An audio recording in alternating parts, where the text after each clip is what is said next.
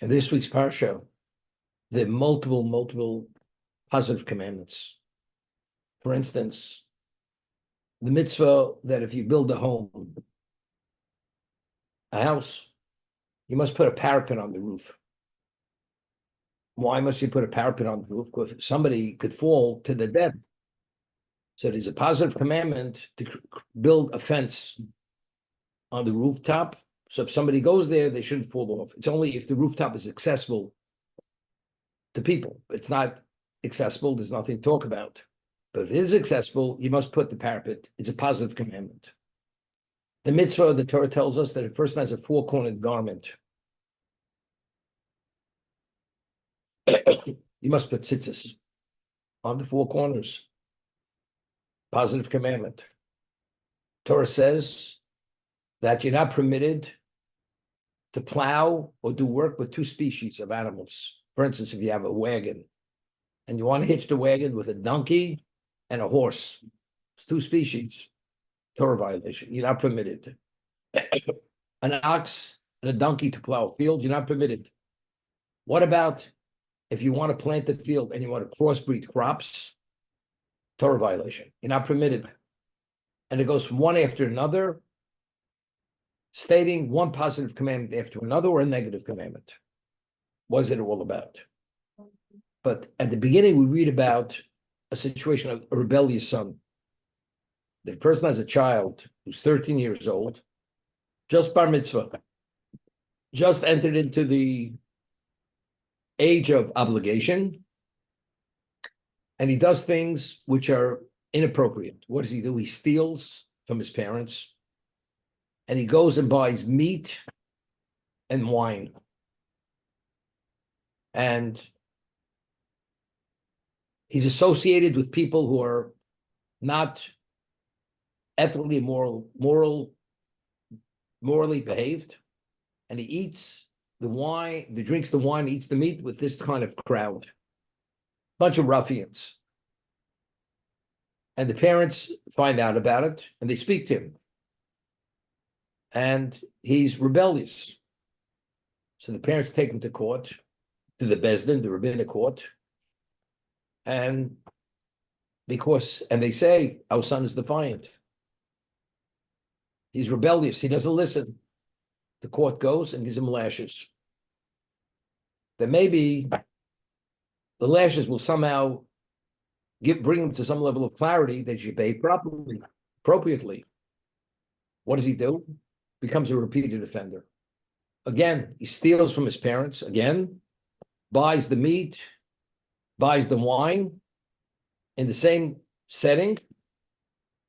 Now the parents take him back to court, and the court says to him now, and they warned him the first time, if you become a repeated offender, you're going to forfeit your life. Questions, why? Person normally steals, one is not liable for the death penalty. And it's specifically, he used the money that he stole from his parents to buy meat and wine. What does that indicate? And the Torah says this. He's developing an addiction. He's going in a path which ultimately he's going to have to support a habit. And if he can't support the habit, he's going to go out and victimize people to support the habit. And what happens if the people don't give him their money so quickly? He may actually commit murder to support his habit. So the Torah tells us that since he's already foretelling where he's going with this behavior, and he becomes a repeated offender, better take him out when he's innocent, relatively speaking, than when he's fully guilty. Why wait for him to become a murderer? If that's where he's heading, take him out now. Better he should die relatively innocent rather than fully guilty. That's what the Torah is saying. Now, there's a concept mentioned in Pirkei Avos known as Aveira, Goreres, Aveira. When you do a sin, you transgress, it creates a certain negative dynamic, and it brings you to sin to other sins. And it literally feeds on itself. Aveira Goreres Aveira. For instance, last week we read in the Parsha that if a person goes and he kills inadvertently, he throws a stone into a forest, and without thinking, somebody may have been there, and he hits a person, and he kills the person. Torah says he must, since it was inadvertent, he must flee to a city of refuge. And there were 6 cities of refuge, 3 in Israel proper, 3 on the Transjordan side. And he must remain there as the equivalent incarceration until the high priest passes away. If he leaves the city before the Kohen Gadol passes away, the relative of the one who was killed has a right to kill that person. He's called the avenger of the blood. It's called Goel Adam. But if he's within that city, that person has no right to avenge the blood of his relative who was killed. What about if a person kills, commits murder, premeditated? Even premeditated murder, even if it's witnessed, you're not subject to the death penalty unless you're forewarned before you commit murder. If you're forewarned, he's subject to the death penalty for committing murder. But he's not forewarned. So evidence-wise, we know he's guilty. But we can't put him to death because he was not forewarned. And this person goes and he flees to a city of refuge to seek protection from the avenger of the blood. Because here, he killed deliberately. He didn't kill inadvertently. The Torah tells us he's expelled from the city of refuge, and we allow the avenger of the blood, the relative, to kill him. And that's his atonement. The court is not able to put him to death, because for the court to adjudicate that case, to give that verdict, the person has to be forewarned before he committed that crime. But in terms of the avenger of the blood, the relative, since we have evidence he did commit murder, he's put to death. By who? How was he killed? By the avenger of the blood. And the city of refuge does not protect him, because the city of refuge only protects the person who killed inadvertently. Okay? That's the story. That's it. Now, when the Torah speaks about a person killing deliberately, where he's not forewarned, the Torah says a person who hates his fellow, hates his brother, and he lies in ambush, and then in ambush, and he kills that person, he's not eligible for the city of refuge. So what is the scenario? He hates his brother, he lies in ambush, and then he kills him. So Rashi cites the Chazal, the Midrash. What do we have to give us the background? He hated him, and because of that, he lied in ambush, and he planned to kill him, and he killed that person. What do we need this background information? So Chazal tell us, if a Jew hates his fellow Jew, is that a negative commandment? The Torah says, "Lo sisno chicha b'levavecha." You're not permitted to hate your brother in your heart. It's Torah violation. So what the Torah is telling us, that why is he lying in ambush to commit murder? Because he violated the negative commandment of you're not permitted to hate your brother. So when he crossed that line, hating his brother, it created a dynamic which drew him closer to committing murder. It's not because he hated him, therefore he committed murder. It's within the context of spirituality that when you have that feeling and you violate it, you cross the line, which is a transgression, that creates a dynamic, a power, and that power draws you closer to do that sin. That's called Aveira Goreres Aveira. One sin engenders another sin. That's why he committed murder. That's why the Torah is giving us this backdrop to the person lying in ambush. The Torah tells us a man marries a woman and he slanders her. In the olden days, he first had betrothal, which is marriage, but he doesn't consummate the marriage for 12 months, which we call chuppah. So first he gives her the ring and he marries her, but she's living in her father's home. After 12 months, he brings her into his home, which we call chuppah. Now, when he consummates the marriage, he comes with a claim to court and he has witnesses that his wife committed adultery in this interim period. And factually, she didn't. He came up with a trumped up charge against her, and he paid off these witnesses to testify falsely. And he's going to put his wife to death. And the witnesses claimed they forewarned her and she committed adultery. The father of the girl claims, my daughter's innocent. And he brings other witnesses to prove that the witnesses the husband brought were conspiring. They conspired to kill an innocent woman. And he was part of the conspiracy. He's liable for slander. The witnesses are liable for the death penalty because they conspired to take an innocent life, so they're put to death.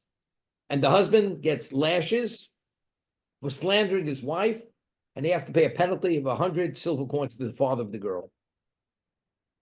Now, how did this all come about? How did he plan this and plot this to come with such an evil result to put an innocent woman to death? You know what happened? So Chazal tell us he didn't like his wife to the point he couldn't tolerate her. No, you don't. You can't tolerate. Divorce her. You don't have to hate her. You're not compatible. Divorce her. No, he let it fester, and he allowed the dislike to turn into hate because he hated her. He hired conspiring witnesses. So what caused him to hire the witnesses? Because he violated the law of hating a fellow Jew. This is another example of Aveira, Goreres, Aveira. One sin engenders another sin. It creates that dynamic, and that dynamic, because this impure force is created, and then impure force is like an addiction. You want more of the same. That's the concept of Aveira, Goreres, Aveira. Now we have also mentioned mitzvah, Mishnah, mitzvah, Goreres, mitzvah. If a person does a mitzvah, even if you consider doing a mitzvah, Rav Chaim of Volozhin in his work, Nefesh Chaim cites a Zohar, a person has a certain inertia. It's not easy to get yourself going, to get over the hump, because we're physical beings. But a person has a mindset, he wants to do a mitzvah. What happens? Right away, the evil inclination shuts us down. That's part of our physicality. There's certain heaviness. We want to be bothered. So the Zohar says, the moment you have a thought you want to do a mitzvah, it activates a force. And that force empowers you, draws you to be able to do the mitzvah. Why? To give you an assistance, because otherwise the inertia doesn't let you get over that hump. That allows you to get over the hump. And then when you do the mitzvah, you actualize the mitzvah, now that dynamic is powerful. And then that force, being a powerful force, brings you to do another mitzvah. And as you do one mitzvah after another, you're empowered to a greater degree. And there's a whole chain reaction positively to do more and more mitzvahs. Okay? The Talmud tells us in Kedushin that why is the study of Torah so valuable? There's a positive commandment. The Jew has an obligation to study Torah. And we say, Talmud Torah keneged kulam, that the mitzvah, when you study Torah, is the equivalent to all the mitzvahs combined. We have 613 mitzvahs.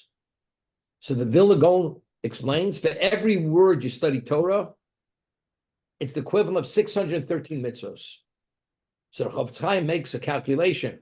If you study for half an hour, and then in half an hour, you say 10,000 words of Torah, you fulfill 10,000 positive commandments of study of Torah, multiplied by 613. So we're talking about this mega. You created a mega force. So if you follow the principle of mitzvah, Goreres, mitzvah, one mitzvah genders another one, because this force is created, you can imagine what that will bring you to. As a result of that, the Gemara tells us, the Talmud tells us, Godla Talmud, the Talmud study of Torah is so vital because HaTalmud Mevi Maseh, the study brings you to actualize it. Because the study of Torah itself is so mega in terms of creating this overwhelming positive force, it literally catapults you into doing the action. That's the concept. So if a single mitzvah, which is not the equivalent of 613, creates that force, so you can imagine one mitzvah, which is equivalent to 613 mitzvahs, to what degree it will bring you to be able to do things which are not really fathomable. That's the concept of Godla Talmud Shetal Mevinim Maseh.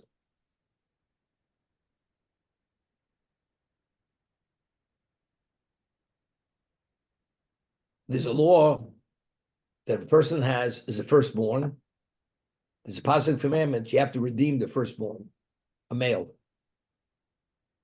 But let's say a father was a firstborn and his father never redeemed him, never fulfilled the mitzvah of what we call Pidyon Haben. And now he has his own child. And he only has 5 silver coins to give to the Kohen. It's enough either to cover himself, his own redemption, or to redeem his son.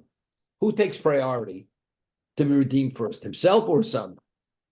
So the Gemara tells us, and it's ruled in Rambam this way, that a personal mitzvah takes priority over the mitzvah to your son. Because one's very personal, it relates to yourself, and the other one's your son. So first you redeem yourself, and when you come upon another 5 silver coins, you redeem your son. And it's the same is true with any mitzvah. You have a personal mitzvah, you have a mitzvah to do to your son, you're the first priority. Okay? What about when it comes to the study of Torah? You're obligated to study Torah, and you have an obligation to teach your son Torah. So now there's a slight difference. Let's say your son has greater potential to become a greater Talmud Chacham. He'll become a greater disseminator of Torah. He'll have a broader understanding, a deeper understanding of Torah than you do. And you only have enough money to pay one tuition, to study under the greats. If you're the equivalent of your son, that your potential is no less than your son, you take priority. But if your son's potential is greater than yours, your son takes priority over you. Why is this the difference? Because what is the value of studying Torah? The value of studying Torah is because Torah brings you to the finish line. Godla Talmud Talmud Maseh. Because the study, the degree, the dimension of study, depth, breadth, that brings to actualization. So if the son has greater potential than the father, whose study will bring a greater degree of actualization? The son. That's why the son's Torah, the obligation of father to the son, takes priority over his own. If it's Pidyon Haben, it's purely an act, redemption. You redeem yourself, you redeem your son. So it's one versus the other. What's personal to you takes priority. But here we're not talking about what's personal to you. We're talking about the actual effect. What is the effect of studying? What's the value of studying Torah? The value of studying Torah is the actualization. So where will the actualization be greater? The greater actualization be the son, because the son has greater ability than the father. And this is the way it's ruled. But that's the concept of mitzvah goreres mitzvah, Aveira goreres Aveira. Okay? Now, the Midrash tells us,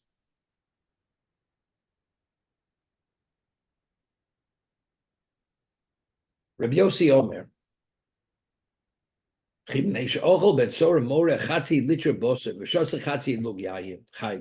because this young boy, 13 years old, he ate a small amount, let's say half a pound of meat, and drank a half a pint of undiluted wine. Is he considered guilty? He's taken to court and he's stoned, he's put to death. The Torah foretells ultimately where this child's going to end up. What is that? Ultimately, he's going to consume all the assets of his father to support this habit. He's going to steal for so long. The only thing is he's going to deplete the assets of his parents. However, but now dealing with an addiction, he has to support that addiction. Veino Motze, and his parents no longer have the means to cover his needs.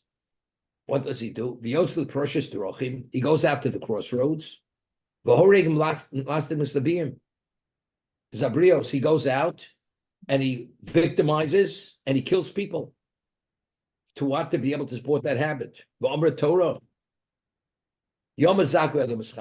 Torah says better he should die, relatively speaking, innocent than guilty. Because ultimately he's been put to death because he's going to be a murderer. Listen to this. Putting a Russia to death, it's in their best interest and the best interest of the world. The best interest of the world, of course, because the world is victimized to a lesser degree. But it's even a benefit to him. Because every time he sins, who is the victim of that transgression? It's self-victimization. Therefore, you're doing him a favor by taking him out. That's what Torah is saying. What does it say afterwards? What's juxtaposed to the case of the rebellious son? What happens if the parents, the only way a Ben Sor can become Ben Sor Mor, the parents themselves have to take him to the Beis Din. And they have to lodge the complaint. Our son has been stealing, has been doing this and that. If the parents don't take him to court, what happens? The Torah juxtaposes. If a man is liable and subject to the death penalty, he's stoned. And his remains are displayed.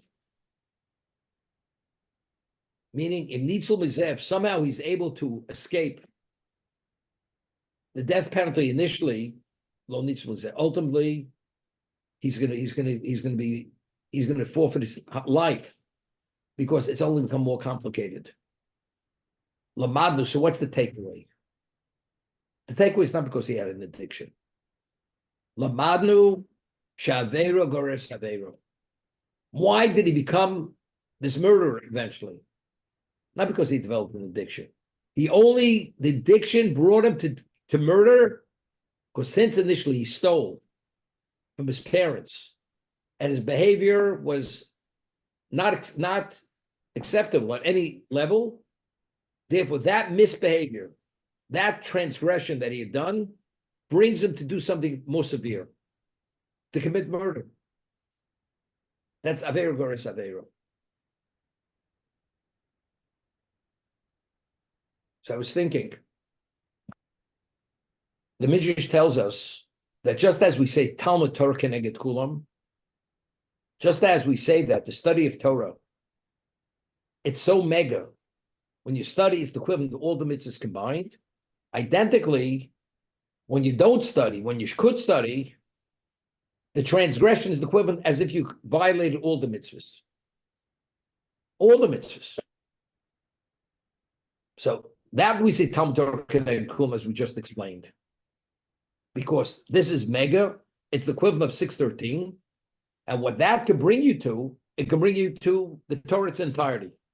It creates a dynamic, a force, which will bring you to actualize the Torah's entirety.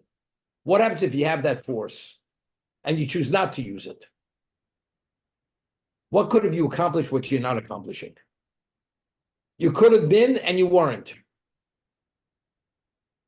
Therefore, the level of culpability is not to be believed. You know, Rabbeinu Yonah, in his work, Gates of Repentance, writes, and brings it from a Midrash, the month of Elul is considered, or the mitzvah of tshuva is an escape route. It's an escape route. And what is it analogous to? You have these prisoners in prison, and they tunnel out of the prison.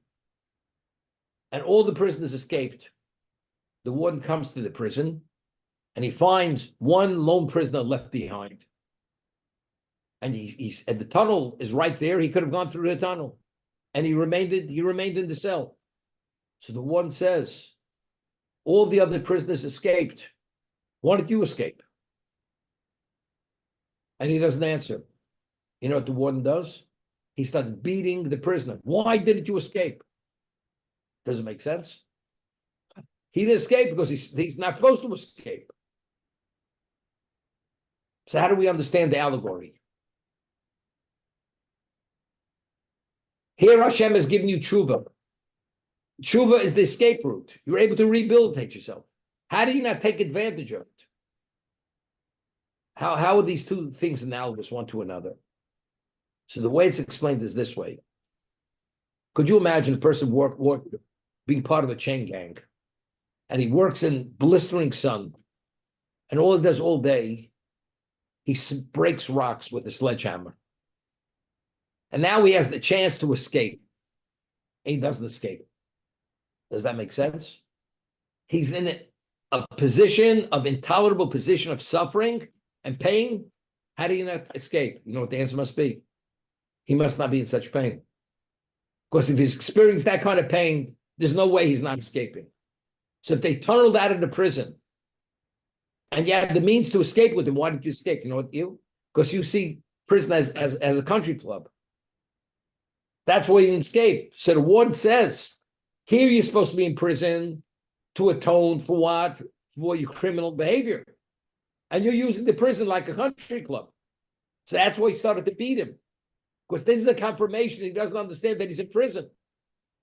Because if he is experienced prison as prison is supposed to be experienced, he should have fled through that tunnel. If he didn't, that means he doesn't get it. Hashem says, I've given you a mechanism to be fully rehabilitated and to be reinstated. And you don't take advantage of it. How do you not take advantage of it? You know what the answer is? Firstly, you don't believe that transgressions has any negative effect. Secondly, you don't believe there's such a thing that this mechanism is going to make a difference. Therefore, there's a claim against the person. Here you could have saved your soul by doing tshuva. How do you not take advantage of the opportunity? So I'm saying, Talmud Torah Keneged Kulam, because this is mega energy, which brings you to the Torah's entirety. So if you have the ability to come to the Torah's entirety, and you say, I'm not interested, it's okay if I violate everything in the Torah, because the only way you could counter all the temptations for all the transgressions, you need the Torah. The Torah is the antidote. Person says, I don't need antidote. I'm okay.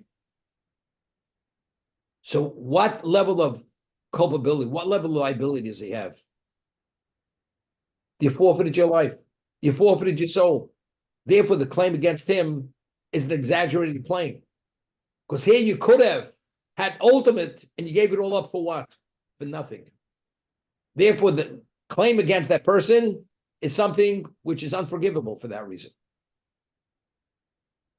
There's a story. The famous Lithuanian yeshiva was founded by Rav Chaim of Volozhin, closest student of Vilna Gaon. And the greatest Torah sages, scholars, the greatest geniuses of Europe were mentored there, and they graduated from that yeshiva. And Rabbi Shlomo Salanter, who was the founder of the Mussar movement, the concept of how to go about mentoring people to study certain works and work on certain behavior patterns to be able to be a better Jew, he comes to Rav Chaim Soloveitchik, Rav Chaim Brisker, who is the Rosh Yeshiva in Volozhin, and he says, I think you should institute in Volozhin, part of this Torah study session should be studying Mussar. Works to perfect their character, their belief in God, their fear of heaven.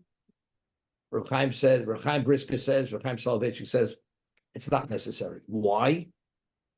Because what is Mussar? Mussar is like medicine. It's like medicine. Who has to take medicine? If you're not well, you have to take medicine. A healthy person doesn't have to take medicine. As a result of that, it's not needed here in Volozhin. And therefore, He didn't take advantage of what Rabbi Shlomo offered him. And what happened ultimately? Volozhin was shut down. It was shut down by the Tsarist government. Why was it closed down by the Tsarist government?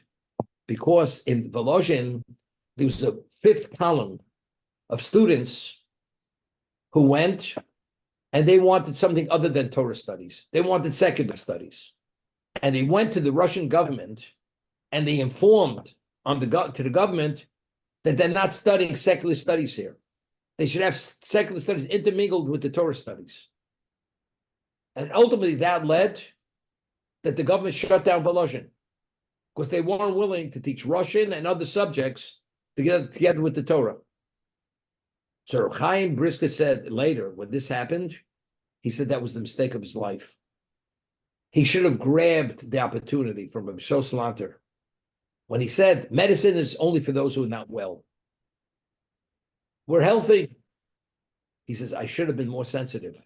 That every one of us is in the position, we have to take this medication not to be susceptible to all these influences. We have to upgrade our immune system. Otherwise, our immune systems are going to be breached. Torah is not enough. You need Musar. Reishis Chochmah Yiras Hashem, David says. The prerequisite to Torah is fear of God. How does one maintain that acuity and that sensitivity and that consciousness of God's presence? You have to study Musar. He says, I made a mistake. And because of that mistake, the leading Torah yeshiva in Europe was shut down. That's what happened. The Netziv, who was the grandfather through marriage of Chaim Brisker, they had to move to Warsaw. And the Netziv is on his deathbed, and he writes a letter, and he says, the reason why I'm lying on my deathbed is due to the pain and aggravation that I have, that I experienced due to the yeshiva being shut down. It affected him terribly. It actually impacted on himself. And ultimately, that's why he died. Like a broken heart. This is how severe the consequence of shutting it down was. If he only would have understood and appreciate the value of Musar.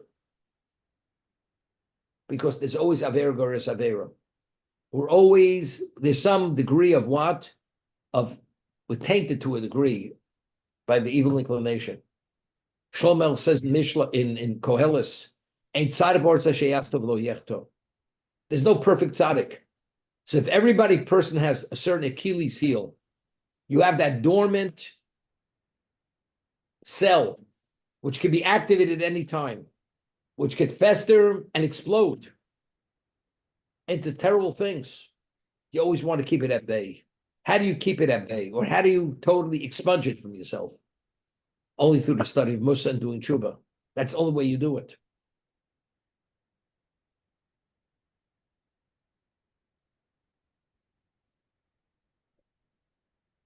So the Ben Sora Mora is an example of Aveira Goreres Aveira. So let's talk. Person could study Torah. It's very interesting. The Gemara tells us, and you have to think about this.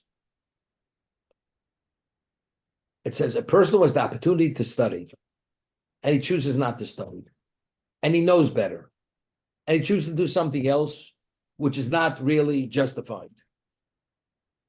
What could, God forbid, happen to that person? The person is going to suffer certain setbacks. It could be health, it could be emotional, it could be financial opportunities will be denied to you. You can have financial reversals. What's it all about? Why? Because the moment you stop studying where you could have studied, what did you give up? Give you an example. You have a bulletproof vest, and the policeman when he's working, he has to wear this vest. It's made of a certain kind of material, because when he's walking his beat and working, he can meet all kinds of people. And God forbid, if they should use a weapon, that's going to save his life. You have to wear that vest. if the policeman does not wear the vest. And he shot. Why did he succumb to the injury? Because he chose not to wear the vest. You could have worn the vest. But if you're out there and you have all kinds of people lurking, and your responsibility is to patrol that these people shouldn't get the upper hand, that means you need every level of protection. As a human being, we need continuous protection. Because being physical beings, we're all subject to our inclinations. And he's pulling at us in a way not to be imagined. Distraction, temptation, everything under the sun. The only vest that we could wear, which deflects all these levels of influence and temptation, is the Torah itself. So if you could have studied and you choose not to study, what did you open yourself up to? You put yourself in danger. The moment, firstly, you didn't study, which is a Torah violation, not studying. You could have studied, you chose not. So what is the negative effect? What does that generate? That generates a very potent force. Therefore, as a result of generating that potent force, what does it do to you? It takes you at a certain velocity in a bad direction. Because why? Because if the positive brings you to the ultimate, it's mega, so not participating in that, what did you give up? So therefore, as it takes you in the positive direction, it takes you in the negative direction. Therefore, the level of liability is no less than the level of value when you do the right thing. That's the understanding. Okay? So now the Midrash continues. Just as there's Aveira, Goreres, Aveira, we have mitzvah, Goreres, mitzvah. One mitzvah engenders another. Now, minayin, where do we find mitzvah, Goreres, mitzvah? The Torah speaks about you come upon a mother bird nesting on its chicks, on its birds, or on its eggs. The Torah says, shalech teshalach. Send away the mother bird, and you can take the chicks, the eggs. It'll be good for you, and you'll merit longevity, meaning in the world to come. It's a mitzvah, positive commandment. Achrav maksiv. What does the Torah juxtapose after sending away the mother bird? Kisiv nabayis chodosh. You build a new house. This is, we spoke about the parapet. You build a house, you have to put a parapet on the roof, so a person should not fall to his death. It's a positive commandment. Tizge livnos bayis chodosh lasus makeh. You'll merit to build a new house and to build a parapet. What happens if you build a house and you put the parapet on the roof? You fulfill the mitzvah, a positive commandment. So if one mitzvah engenders another one, what's coming down the pike? It says,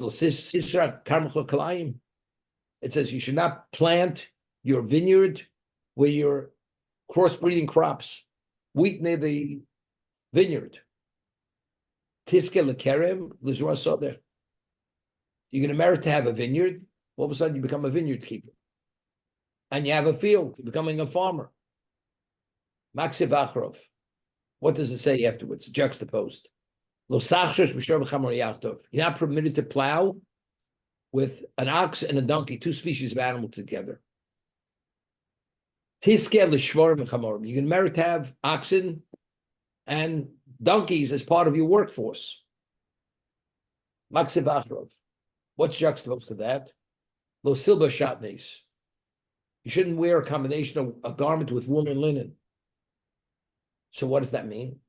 Tizke libgodim noim. You're going to merit quality clothing. So within your wardrobe, you'll be able to fill the mitzvah of not wearing garments that have a mixture of wool and linen. What does it say afterwards? Gedilim tasaloch. You should make tzitzis. Put fringes on that four-cornered garment.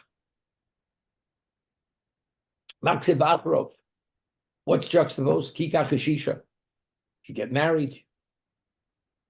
Tiska liish lebonim. You're going to marry a wife and have children. So what do we learn from all this? Shemitzvah Goreres mitzvah. That one mitzvah engenders another, because the Torah juxtaposes one after another. You do A, you get B. You do B, you get C, D, all the way down the line. So this is the point I want to bring out. If you say mitzvah Goreres mitzvah, you send away the mother bird. It says you're going to build a house. And when you build a house, put a parapet. So the mitzvah is putting, not building the house. You have to first build the house, put a parapet on the roof. Let's say the man doesn't have two nickels to rub together. The man comes to the banker. He says, I'd like to take a mortgage for a house. The man says, tell me what you have. You have any assets? He says, I own nothing. The man says, you're not eligible for a loan. She says, how am I supposed to build a house? He says, it's not my problem, it's your problem. When you have enough to back the loan, we'll talk about giving you a loan to build a house. But Hashem says, when you send away that mother bird, you're going to have the ability to put a parapet on that roof. But the person says, where's the house coming from? Hashem will provide you with the means to purchase the house. Because that's a prerequisite to putting the parapet on the roof. So if you do it right, who provides the material? What is the value of material? The value of material is only to facilitate the spiritual. That's what it's about. So if you send away the mother bird, no investment of only time. You send away the mother bird, you take the chicks and what? And the eggs for yourself. Torah says you will merit, it'll be good for you, merit longevity. You did a mitzvah. What's the ramification of that mitzvah? Makir, you're going to put a parapet. That means Hashem says, I will give you the means to build a house to be able to put a parapet. And you do that mitzvah. What comes next? Do not plant your vineyard or your field with crossbreeding crops. But how is that possible? I don't own a field, I don't own a vineyard. Hashem says, I will give you a vineyard, I'll give you the field. Now we're talking about, it's a context. You could be in violation of not doing it. So you won't do it.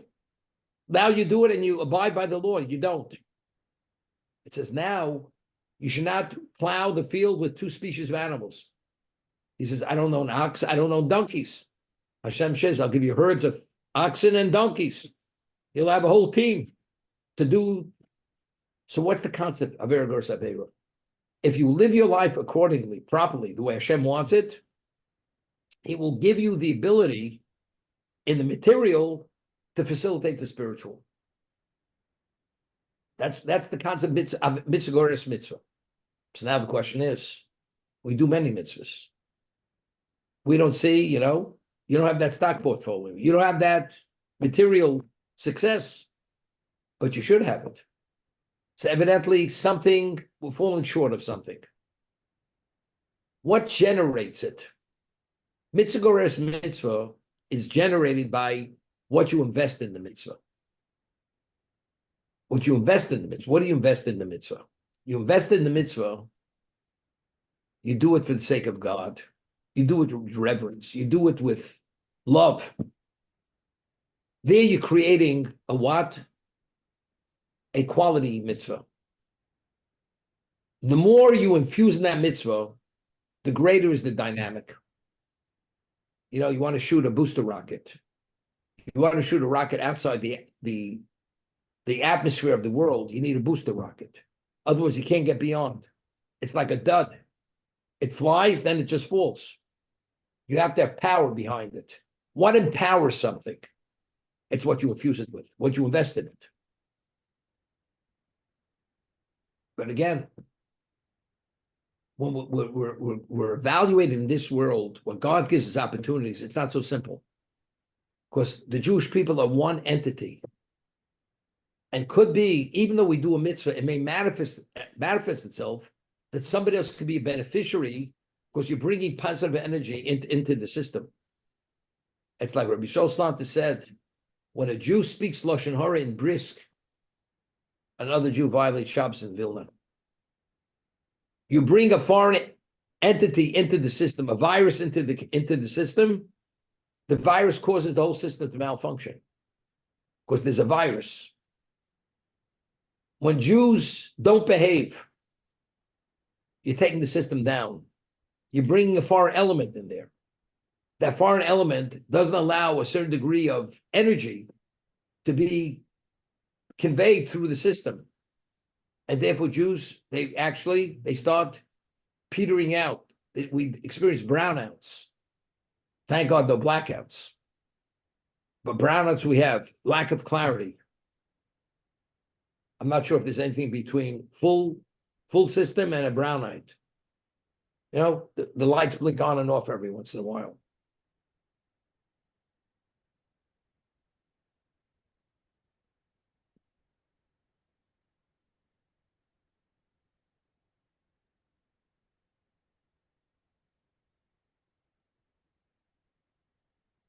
Give you an example. A male has an obligation to wear tefillin every day. When you put on your tefillin, you fulfill two positive commandments. The tefillin on your hand is one mitzvah. Tefillin on your head is not a mitzvah. It's called tefillin. Now, when you put on those tefillin, what did tefillin refer to in the Torah? As a sign. A sign on your arm, a sign between your head. If a person belongs, let's say you're an officer in a certain army, you have insignias. The insignias identify who you are. The tefillin identify who we are. Who are we? We're God's subjects. Only the Jew wears tefillin, not the non-Jew. A Jew is circumcised. What is circumcision? It's a sign of the Holy Covenant. We identify we are God's people. That's who we are. Do you do it with a pride? You know what it means? We say the blessing. God chose us for all the nations, gave us his Torah. You really have to be special. The creator of the world created existence for this purpose, with this objective. And who does he give it to? To this handful of people. The people who are the smallest number in existence. 15 million Jews, billions and billions of people in the world. Less than a speck in existence. But, but who gave it to us? There should be a pride. Is there a pride when you put on your tefillin? And if there is, are you distracted? Are you fully focused? But it's not only tefillin, you do other things that maybe you don't do them right. So you have different things actually countering one another in the negative. Tefillin you may do well, but maybe you don't study Torah the way you should study Torah. Or maybe other things, you fall short of where you should be. So it's like a seesaw. You're up and down simultaneously. As a result of that, we don't see the full force of mitzvah Goreres mitzvah. But you realize, if you walk that straight path, you notice many things happening. And I always say it, there's a concept known as Magal Muschus Alidei Zakai. God brings merit to the meritorious. And if God brings you opportunity to do mitzvahs, why does he bring you the opportunity? Let him bring it to someone else. And when he brings it, you don't feel burdened. You recognize you're privileged, not burdened.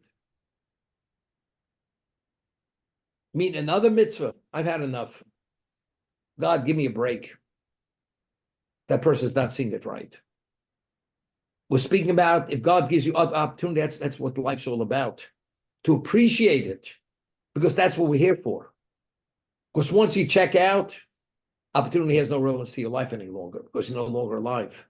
So if Hashem wants to maximize on your stay, it's like a person checks into Canyon Ranch. I always use Canyon Ranch as the example. You're there for 2 weeks eating grass.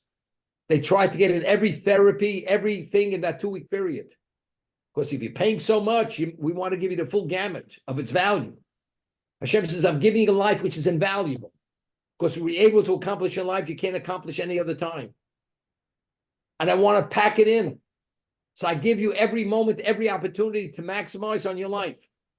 So you see the additional opportunity as a burden, just to the opposite, to the contrary. That only confirms that you're that special person. God values you because you're investing your life as you should be invested.